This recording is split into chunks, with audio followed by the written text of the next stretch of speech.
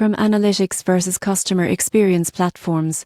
Which one is better for retention strategies? Most people get this wrong by assuming that tracking customer data alone is enough to keep clients engaged. The surprising truth is that CRM analytics and customer experience platforms serve different purposes, and choosing the right one can make or break retention strategies. CRM analytics tools like Salesforce Analytics or HubSpot Reports focus on analyzing customer interactions, tracking sales pipelines, and identifying patterns in behavior. For example, a subscription company can see which customers are most likely to churn based on usage trends, purchase history, or engagement scores. These insights are powerful for predicting behavior and targeting interventions. Customer experience platforms, such as Qualtrics, Medlia, or Zendesk, are designed to capture feedback across multiple touchpoint surveys, support tickets, and product usage to improve the overall customer journey. For instance, a SaaS business can monitor user satisfaction, measure NNIPS, and quickly address pain points before they escalate.